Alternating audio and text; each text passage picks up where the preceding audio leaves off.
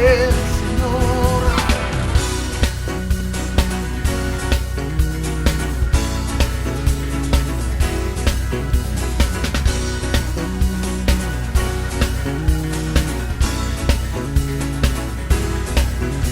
Señor, eres fiel y tu misericordia eterna. Señor, eres fiel y tu misericordia eterna. Gente de toda lengua y nación, de generación a generación, y te adoramos hoy. Aleluya, aleluya, te adoramos hoy. Eres Señor. Te adoramos hoy. Aleluya, aleluya, te adoramos hoy. Eres Señor. Eres fiel, sí, Señor.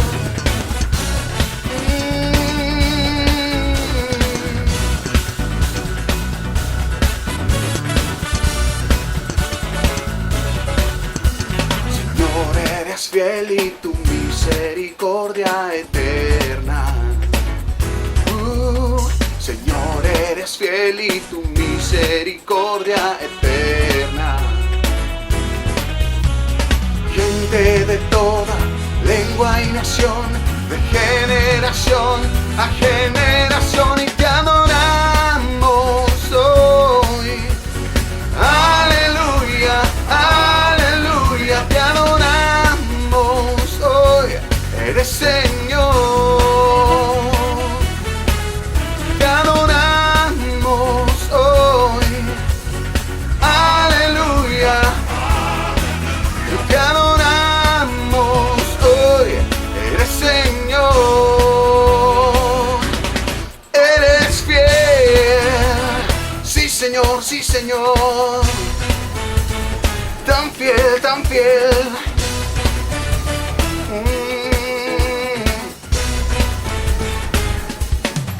Eres fiel, siempre fiel, siempre fiel.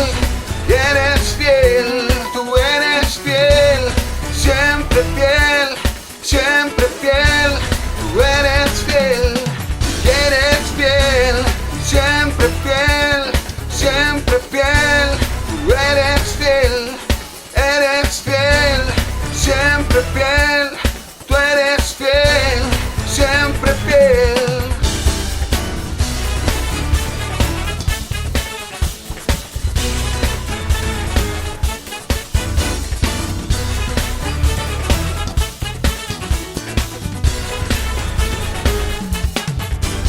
Señor, eres fiel y tu misericordia eterna. Señor, eres fiel y tu misericordia eterna. Señor, eres fiel y tu misericordia eterna. Y Señor, eres fiel y tu misericordia eterna. Gente de toda lengua y nación, de generación a generación, y te adoramos hoy. Aleluya, aleluya, y te adoramos hoy. Eres Señor. Te adoramos hoy. Aleluya. Y te adoramos hoy. Eres Señor.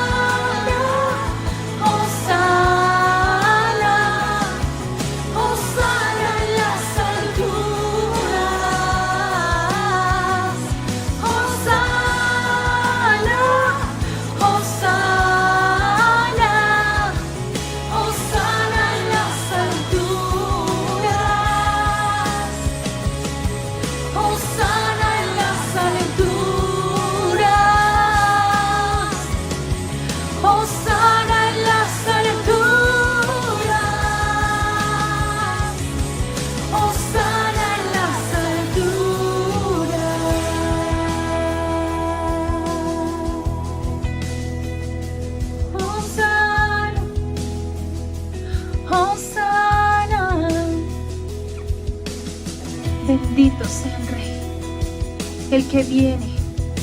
Bendito sea el que es y el que vendrá.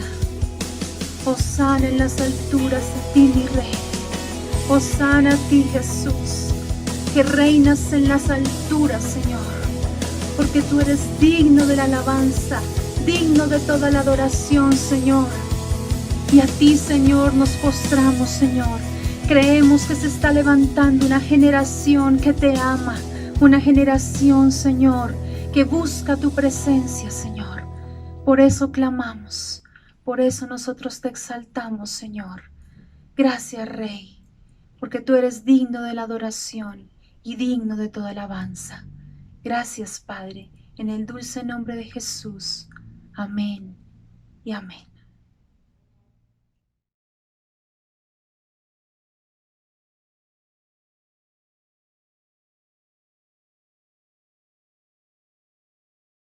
Hola a todos, Dios les bendiga. Es para mí un gusto estar hoy con todos ustedes en este espacio al que le hemos puesto tiempos de palabra.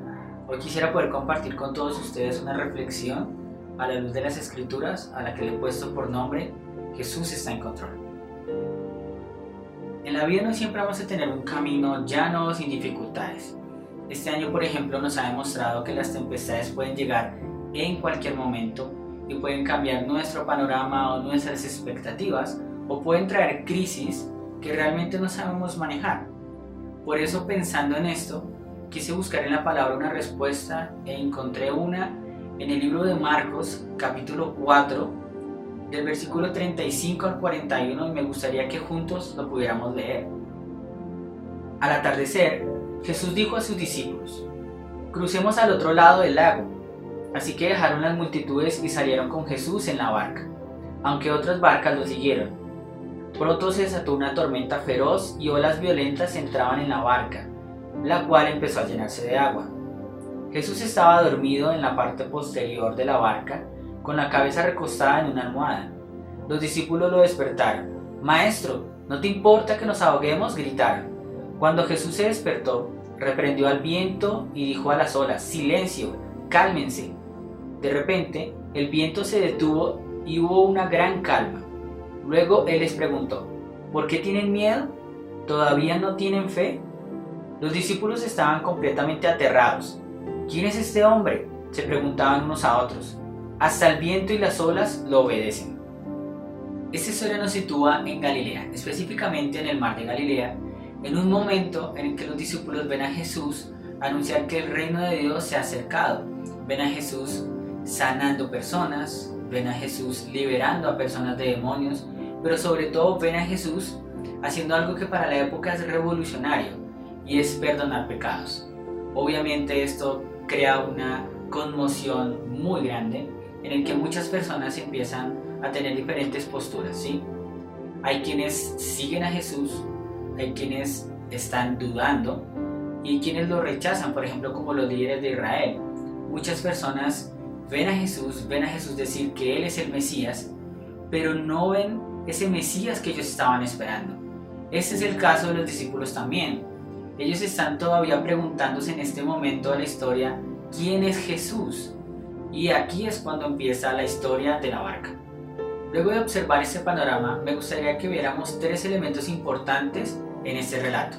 El primero es la tempestad. Leamos el versículo 37.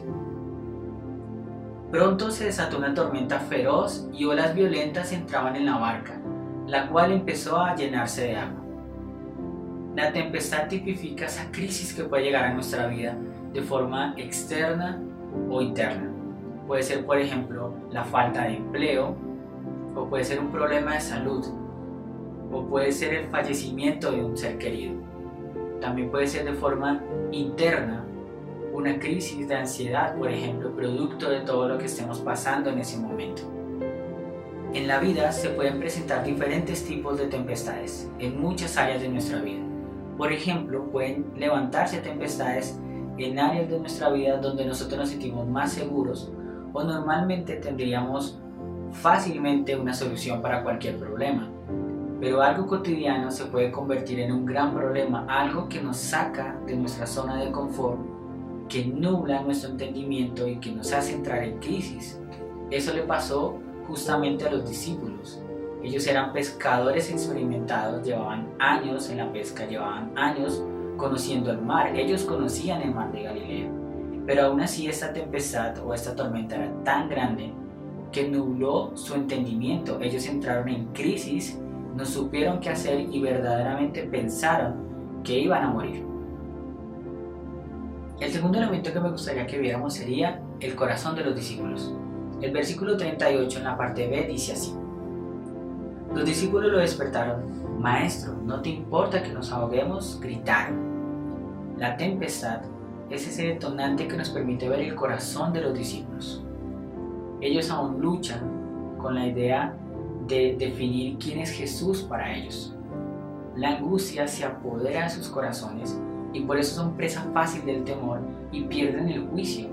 Cuando van a buscar a Jesús y lo despiertan, no lo hacen con la idea de que Él pueda tener una solución, sino para recriminar por qué está durmiendo mientras ellos están en la tempestad y seguramente van a morir. El tercer elemento que me gustaría que mencionáramos hoy sería la actitud de Jesús. El versículo 38 en la parte A dice así: Jesús estaba dormido en la parte posterior de la barca, con la cabeza recostada en una almohada. Podemos ver en la postura o en la actitud de Jesús tres puntos importantes que me gustaría que tuviéramos hoy en cuenta. El primer punto es una lección de fe. El segundo punto es su intervención. Y el tercer punto es la confrontación de Jesús a los discípulos. Esta escena de Jesús durmiendo habla de la paz y la confianza que él tenía en el Padre. Él sabía que el Padre lo iba a cuidar en cualquier circunstancia. Él estaba cansado, dice el relato, que al atardecer, es decir, él llevaba todo un día predicando, hablando, sanando a las personas y necesitaba descansar. Eso hizo que él quisiera dormir. Ahora, si nos preguntamos por qué Jesús quiso dormir en una barca en el mar de Galilea, sabiendo o conociendo cómo era el mar de Galilea, todos en ese momento conocían, o las personas que vivían alrededor y que paseaban por ese lugar, conocían que el mar de Galilea era un mar muy inestable, que en cualquier momento podía presentar tormentas o dificultades, ¿sí? Tempestades. Pero él decide dormir. Es tal la confianza que tiene en el Padre que lo hace. Y es una lección de fe también para los discípulos, porque versículos anteriores él está hablando sobre la fe. Evidentemente era toda una lección de vida y era toda una enseñanza a los discípulos para que supieran en dónde estaba su fe, si realmente confiaban en Jesús, si realmente creían en Jesús a pesar de haberlo visto haciendo milagros o teniendo autoridad frente a los demonios o perdonando pecados. Veamos su intervención. El versículo 39 dice así: Cuando Jesús se despertó, reprendió al viento y dijo a las olas: silencio, cálmense. De repente el viento se detuvo y hubo una gran calma. Podemos ver algo, y es la seguridad que tenemos que tener de que el Señor va a intervenir en su momento. Él sabrá en qué momento va a intervenir y de qué manera va a intervenir. Pero hay algo que es seguro, y es que Él va a intervenir, ¿sí? Él va a obrar en esa dificultad, en esa tormenta que se ha levantado, que quizás es muy grande y nosotros no sabemos cómo manejar y ya estamos desubicados, ya estamos sumidos quizás en la desesperación, porque estamos quizás lidiando con la angustia de no saber cómo llevar comida a la casa, no sabemos si vamos a conservar el empleo, no sabemos cómo enfrentar esta enfermedad o muchas cosas más. El Señor va a intervenir en su momento. Eso es una realidad. La palabra de Dios lo habla. Él tiene pensamientos de bien para nosotros, y en este pasaje Él lo hizo. Él no dejó de hacerlo. Él no le dijo a los discípulos: ustedes no tienen fe, ahora ahóguense. No, Él lo hizo igual, ¿sí? Él tenía una actitud de paz y de tranquilidad, de estar durmiendo, porque había detrás de eso un propósito, pero también hubo una intervención oportuna en su momento, y detrás de esa intervención hubo una enseñanza también. ¿sí? Entonces quiero que nosotros pensemos hoy como congregación en que si nosotros vamos en la barca con Jesús, no manejándola, si dejamos que Él sea el capitán de nuestra barca, Él sabrá llevarnos a un puerto seguro en el momento en el que Él lo quiera hacer, ¿sí? Normalmente Él está trabajando en nosotros y muchas veces se nos enseña que tener fe es decirle al Señor cómo y cuándo tiene que hacer las cosas. Y creo que eso no tiene mucho que ver con la fe. La fe es una cuestión de confianza y si tenemos confianza, debemos tener la confianza suficiente para entender que Él sabe cómo hace las cosas y en qué momento va a intervenir. Veamos la confrontación. El versículo 40 dice así: luego Él les preguntó, ¿por qué tienen miedo? ¿Todavía no tienen fe? Esta es una pregunta muy especial. El Señor se la hizo a sus discípulos porque Él sabía que ya ellos habían caminado un tiempo con Él. Ya lo habían visto hacer milagros, ya lo habían visto echar fuera demonios, ya lo habían visto hacer sanidades o perdonar pecados. Ellos ya llevaban un tiempo caminando con Él y aún así en su corazón todavía había duda, todavía estaban luchando por definir quién era Jesús para ellos. Y el Señor nos pregunta lo mismo a nosotros. ¿Todavía necesitamos confirmar que el Señor ha estado en el pasado y va a estar en el presente? ¿Todavía necesitamos confirmar que el Señor es todopoderoso y que su intervención es oportuna? Todavía necesitamos preguntarnos si tenemos fe y si verdaderamente confiamos y creemos en el Señor. Y creo que es una pregunta muy especial para este tiempo, porque son tiempos difíciles en los que necesitamos estar cogidos de la mano del Señor y creer verdaderamente en su sabiduría y en su amor, y en que Él sabe en qué momento interviene y de qué manera lo hace. Necesitamos empezar a desarrollar fe con la ayuda del Espíritu Santo, leyendo su palabra, buscándolo en oración, porque es la única manera. La palabra de Dios dice, por ejemplo, en 1 Pedro 5:7, que echemos en Él, que depositemos en Él todas nuestras angustias y nuestros pensamientos de preocupación, porque Él tiene cuidado de nosotros. También dice su palabra que Él va a estar con nosotros hasta lo último de los días. Y cuando leemos su palabra y leemos estos textos, la duda se disipa, se va. Y ahí es cuando nosotros verdaderamente podemos confiar en el Señor y saber que Él es bueno y que cuida de nosotros. Me gustaría cerrar con lo siguiente.